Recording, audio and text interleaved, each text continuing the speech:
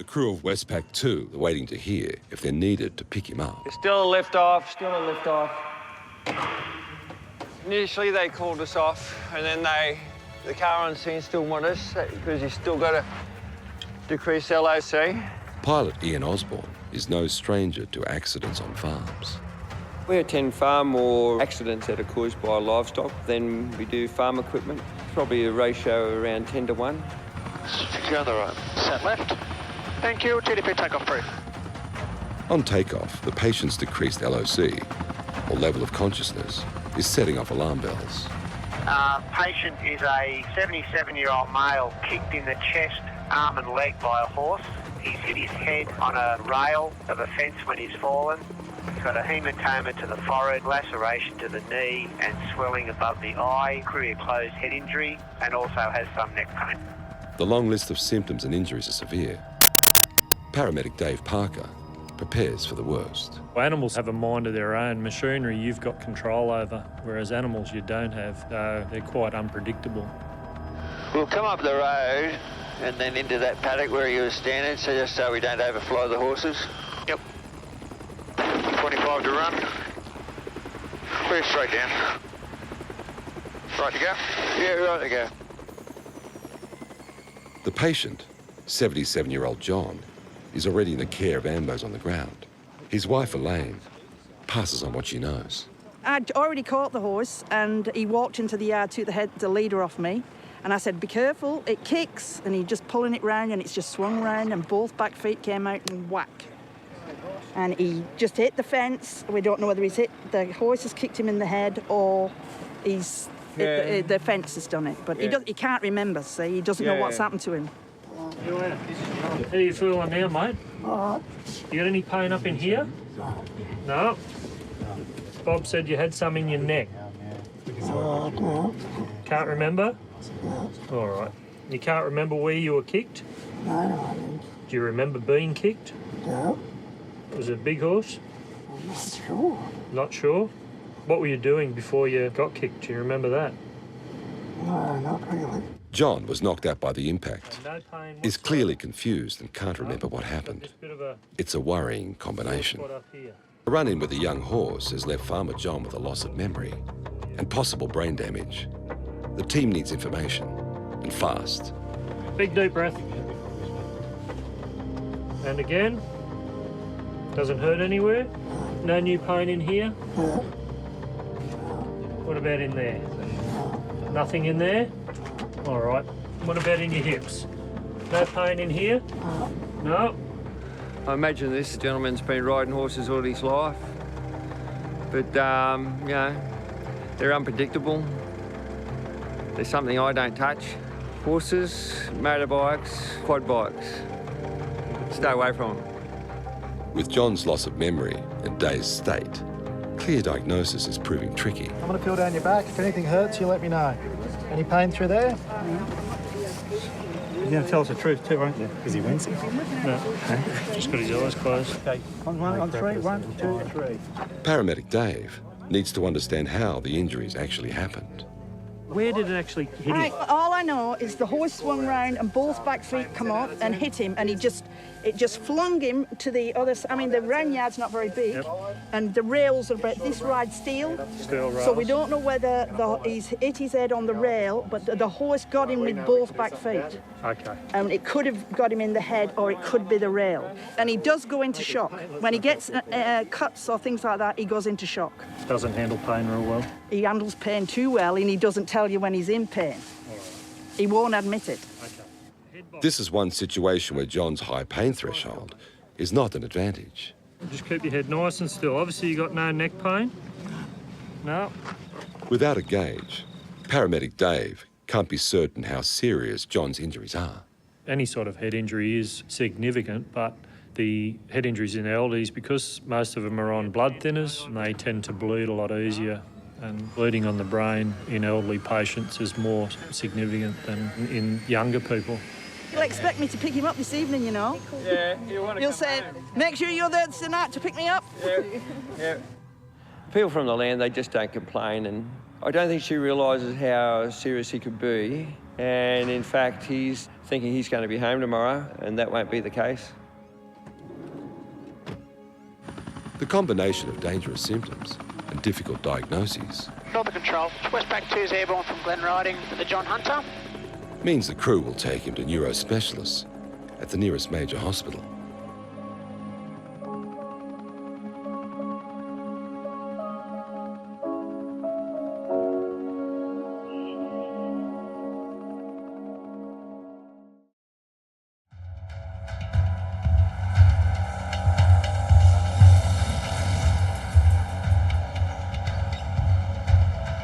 At base, there's no rest for the flight crew. 1000 my side doors and belts. Westpac 2 has just received an urgent call-out to a patient on the brink of a suspected cardiac arrest. Westpac 2 is just departing base now, POB of 6 for Glen Rail area. We should be on scene approximately 17:55. The location is 2.5 hours away by car. In the climb, 3,500 feet, tracking north. Early reports indicate the man's symptoms are life-threatening. Air rescue is the only option. Well, the update is at the moment the patient is now being recovered from where he was to the vehicles. They're just assessing and they're going to decide where we're going to go to. Copy that, thank you. If he's got a cardiac, did you want to hot load him or do you want to shut down mine? Paramedics call. Yeah, we'll let you know, mate. I think we might have to treat him with some drugs that they don't have here. When we land, we're going to need our life packet and the packs. Okay. One of the few female members of the service, Genevieve has been an intensive care paramedic for 19 years. She's one of the most trusted members of the team. Been told that his rhythm is way too fast to be maintained for any longer, so he's not getting enough oxygen because his heart's not pumping. It's an indication of how seriously ill this patient is. And you're just going to land between the ambulance, they're at a gate. I'm going to go in that paddock. Got power pole at the house, got them? Yeah, visual. Clear right door. Clear door. Right door coming back. The crew act fast to get as close to the scene as possible. One to go. Ride's coming on, ride's off. There you go, as you clear out. Go. Moving in. On the ground, Nathan and paramedic Genevieve head to the ambulance to find a man fighting for his life. We were on scene for probably about 10 minutes. By the time we got this on, that's the rhythm he's showing up. 62-year-old engineer Ivan was clearing a bush track when he collapsed. A young helper was able to drag him to safety and call wife Ellison. All he could tell me was that Ivan collapsed and that he couldn't walk. Ivan's heart rate is 3 times higher than what it should be. The road paramedics have been unable to slow it down. It's about 220 and he's not maintaining a blood pressure with it, so it's very difficult to read because it's so fast, but we've got a drug that can slow heart rate, so we're going to try him with that. Ivan could go into cardiac arrest at any moment. A terrifying situation for wife Ellison. So we'll be taking him down to John Hunter Hospital in the helicopter. He'll be in the emergency department down there initially. With Ivan's condition so critical, protocol dictates that Ellison won't be able to fly with her husband. You certainly don't want a close relative sitting there right beside him watching this happen, especially if we're not successful. The flight crew must be prepared for the worst. Ivan may not make it. Ivan's in a serious situation. He's pretty well fighting for life. The scene's pretty intense. Everyone's really focusing on what they have to do because we just want the best outcome. Hello, you're his wife, are you? Oh, I'm John. How you going? Ivan and Ellison have been married for 27 years. Oh, okay. John breaks the news to Ellison. Her husband is critically ill. That he's obviously in a pretty bad way. I know that he's strong and that if he's made it that far that he will continue. But when the paramedics looked me in the eyes and told me, you understand that he may deteriorate with an inference that he may not make it, that was hard, yeah. Ellison will make the 2.5-hour drive to the hospital on her own. But will her life be the same when she gets there?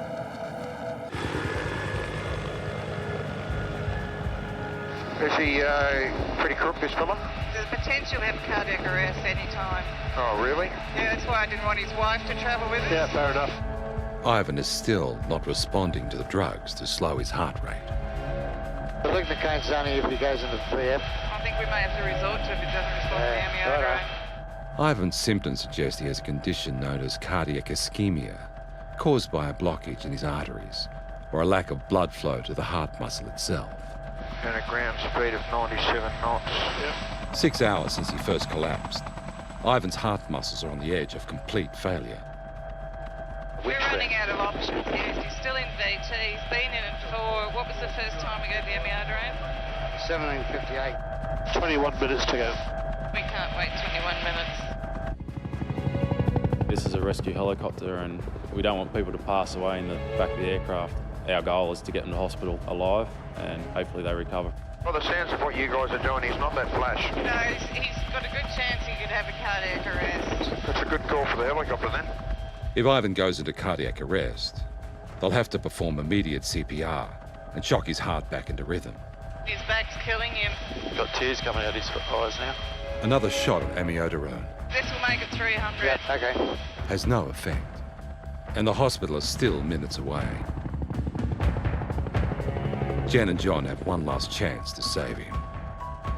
An antiarrhythmic drug known as lignocaine. Check lignocaine, 100 milligrams, August 13th. I'll keep the drip on so you can flush it through slowly.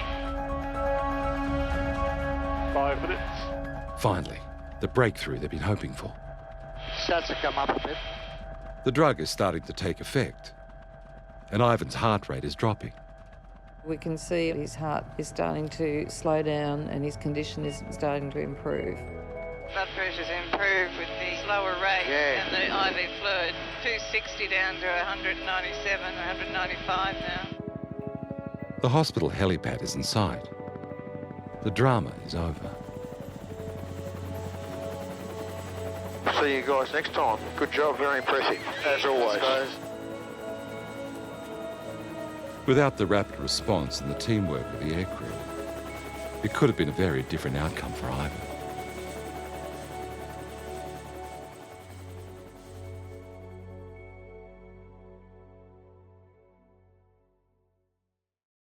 As night falls, Westpac 1 is called out to an accident on an isolated property.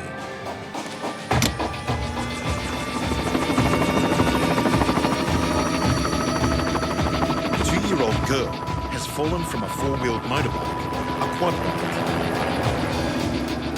The remote property is hours by road from the nearest hospital. Her injuries are sounding serious. As stated, 2-year-old female thrown off a quad bike, unsure of the speed yet. Obvious deformity to the left forearm. Children with young bones are fragile and have to be treated with extra care. They'll need to get her to specialist hospital treatment. There's nowhere to land on the property where we are. If Westpac could head towards the camping ground at Stewart's Brook. Stewart's Brook Road, I've been in there. It's quite steep. There's not a lot of landing area in there from memory. Landing in darkness dramatically elevates the risk. Quite a narrow valley, isn't it? It is narrow, yeah. Local police have secured the site, but in the pitch blackness, there's just a spotlight to guide them through trees and power lines. Maintain on Moscow, top them now. Behind got power lines out underneath. This is a critical moment with no room for error. 10 off the ground. 5, 2, 1. Left skid's coming light on. Heels on. They've landed safely, but several kilometres from the farm where the little girl has been injured. We've got reports of a 2-year-old girl who's come off a quad bike. A local crew's on scene with her, and they're treating her at the moment. Paramedic Cameron gets a lift with the local police. It's only a couple of k's away, isn't it?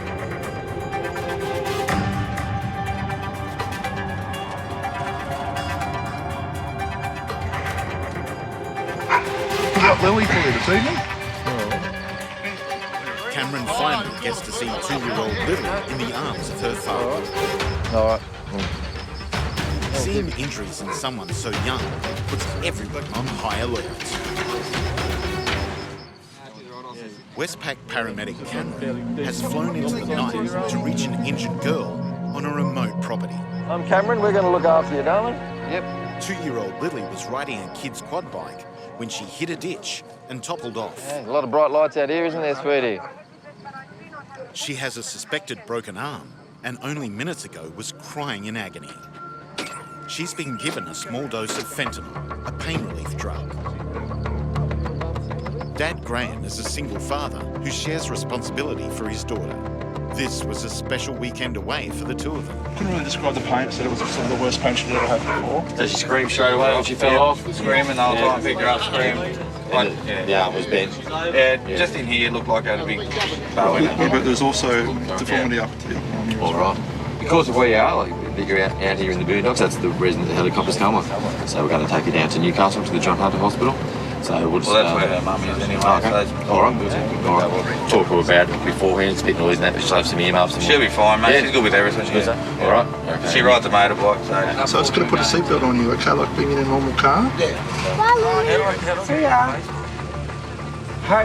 Hope your mum doesn't get too cranky with us.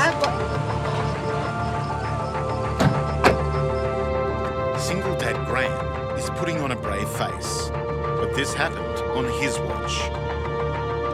How's he going to explain it to his ex-wife?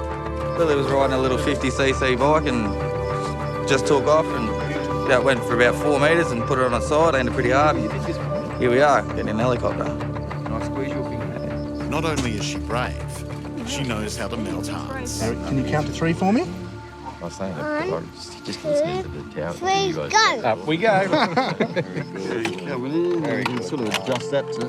Count to 3 again, darling. 1, 2, go. Wonderful. You're so clever. Yeah, I can't count. So you counted better than I did. Sweetie. We've got more medicine here on the way if we need to. If your arm gets really sore, we'll give you some more medicine. Wide-eyed Lily may be comfortable on a bike, but she's never been in a helicopter before. Is that man driving? He is driving. Oh, yeah? I'm a single dad, mate. I've got to take her home to her mum, yeah? Yeah, she's not going to like us. Right, so you hang on to... This is Harold, is it? Alrighty, let's go. Just coming in below us now. Copy, got a visual, clear. Little Lily is in safe hands at the end of a big day.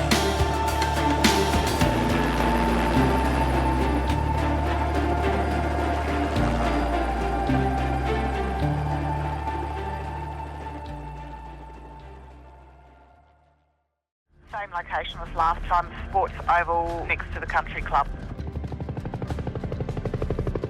There's 5 hours left on the aircraft before it has to go back, but I'm coming close to being a pumpkin, so I'm going to have to go back shortly and change. Last job for me, and give some work to Aussie. 62-year-old local resident Tim has 3 nasty paralysis tick bites that have become infected. His temperature was 39, his heart rate was 118, and he was dry as a chip. Terrible rash on his back, big pustules all over him. Are you in any pain at the moment? 4 out of 5 he described it as early, which he didn't want treatment for. At this stage, he's got a systemic reaction going on. There's a possibility that when he removed the ticks or the one in his boot came off, that he may have left a part of the tick actually in the wound, and that has become infected. Isolated by the wild weather, it may have been days before Tim could get to a hospital. And with tick bites potentially fatal, the crew chalks up another life saved. What we've been doing today is a bit out of the ordinary. Obviously, with a lot of floods and damage, this is quite common that the aircraft will be utilised across the whole area. So we keep going until they tell us we can go home. Our job is to help people, and that's what we're doing. At the end of an extraordinary day, Westpac 1 can finally return to base. Helicopter Westpac 1 at 700 feet inbound for landing.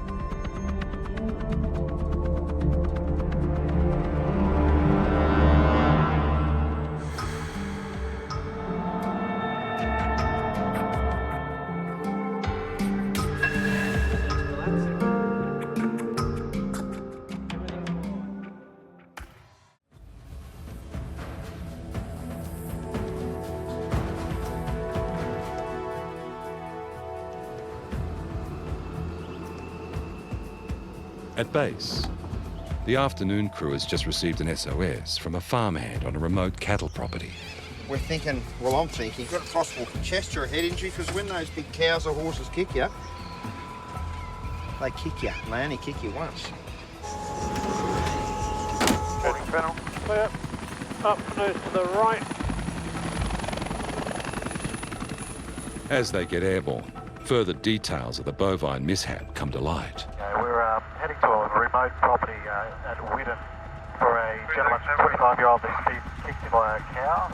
There's a fair bit of weight in a cow, so a kick from a cow can be quite damaging. Today's lead flight paramedic is Brad Taylor. With little detail about the state of the patient on the start of most missions, he has a lot to think about. There's so many things that we need to consider that are going through the back of my mind. Head injuries, pelvic injuries, spinal injuries. The remote location means the chopper is the fastest way in. West-southwest of Denman. The crew navigate with GPS, but crucially the charts show topography and potential hazards. It's good old map reading from here on in. We better find him quick because this weather's going to come in real fast. As chief pilot, Mike de Winton has his mission priorities firmly in focus. We as rescuers cannot afford to have to be rescued. So when it comes to safety, we have to look at the aircraft and crew safety as paramount, and we will make a decision based exactly on that. The wild weather is a major concern. Well, we weren't expecting thunderstorms, we were expecting some heavy rain, but there is a significant cell to the west of us now, which is moving in very fast. With the storm clouds closing in, patient turnaround time has become critical.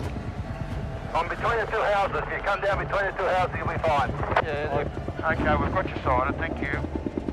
Yeah, just over the top of these wires, please. And there's another set beyond. Forward 10, clear left. Coming down. Well clear underneath, 3 off the ground. The crew arrives to find Brendan, the unfortunate farmhand, in excruciating pain. He copped a cow kick square on the leg as he was loading the animal into a truck. His kneecap could be shattered, bones broken. Now, just before we go any further, mate, we have got a bit of an issue with the storm coming in, and we've got to fly you out. All they have time for now is a quick shot of morphine to dull the pain. Looking nervous, I want to get out of here. If that storm front hits, the chopper will have to be grounded, the mission aborted.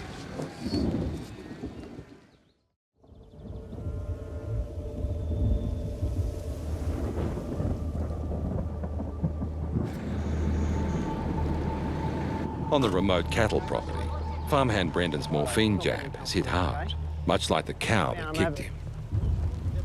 The real problem is the weather.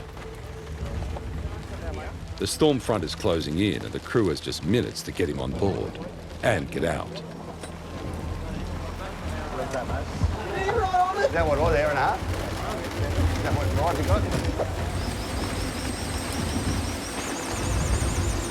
With visibility low and getting worse, there's no room for error. Got 2 sets of power lines here, one above one another. You've got not good visual references below us, but I have got plenty on the way up, so you keep an eye on the ground because I can't see a lot. Still well clear, got a positive rate of climb, 1,000 foot a minute. Yeah, the paras have done a great job. We've got the patient in, but as we're starting now, the weather has absolutely hit us, and we've got pretty bad reduction in visibility due to the heavy rain and the heavy winds. So I will only be happy once we get to a safe height where we're clear of the tops of the hills and also into a bit of clear air. The turbulence and heavy dose of morphine is giving the patient a rough ride. It has been a bit of a rush job due to the conditions outside. But all in all, he looks pretty good at the moment, a lot better than what we got him initially. Yeah, it got a bit busy there because there was that storm coming in. We couldn't hang around the ground, otherwise we wouldn't have been able to get airborne. We'd have been stuck in that valley for the night, probably. Finally, pilot Mike clears the storm. We all enjoy to challenge ourselves, but sometimes the challenges can come a little bit hairier than you want them to be.